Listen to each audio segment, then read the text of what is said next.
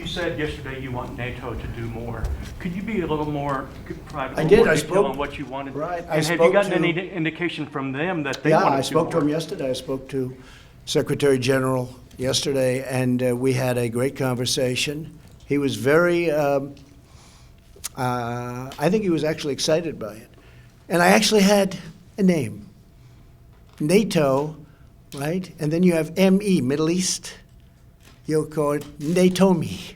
I said, what a beautiful name, NATOME. I'm good at names, right? USMCA, like the song, YMCA. Everybody, nobody could remember USMCA. I said, think of the song, YMCA. Now everybody says it. They don't remember the previous name of a bad deal, okay? Commonly known as NAFTA. No, if you add the two words Middle East at the end of it, because that's a big problem. That's a big source of problems. And NATOME, doesn't that work beautifully, John? Think of that. NATO plus me. And obviously he's not getting it. He's not smiling. He used to smile. Before I ran, he was smiling. Now he's not smiling. So, you know what I'm talking about. But more NATO personnel in the region, is that what you're Yeah, as seeking? opposed to us, to be honest with you, because this is an international problem. And we can come home, or largely come home, and use NATO. This is an international problem. We caught ISIS. We did Europe a big favor. In fact, my biggest fan in the whole world is Secretary-General Stoltenberg, because he can't believe it.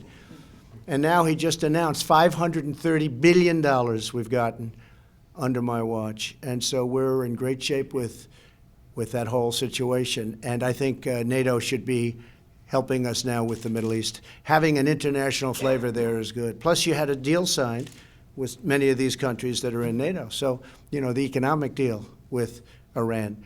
So I have actually said that I think the scope of NATO should be increased, and they should be looking for ISIS. Will help. But right now, the burden's on us, and that's not been fair. The agreement, I always call it the Iran nuclear deal that didn't work. The Iran deal, it was just something that is no good for our country. It expires in a short time. That means they would be on their path to nuclear weapons. And for me, it's about nuclear weapons more than anything else. Iran cannot have a nuclear weapon. Iran will never have a nuclear weapon. They understand that. We have told them very strongly. Iran now is not wealthy like it was when President Obama handed them $150 billion. They're a much different country. We'll see whether or not they want to negotiate.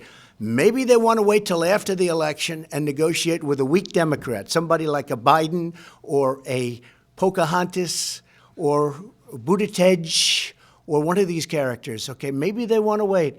But I think they're probably well off doing it now, because if you look at the polls and if you look at what's going on, we're doing very well. They're losing a tremendous amount. They're getting hurt very badly by the sanctions. It all can end very quickly. But as to whether or not they want, that's up to them. Not up to me. It's totally up to them. They can straighten out their country. Iran right now is a mess.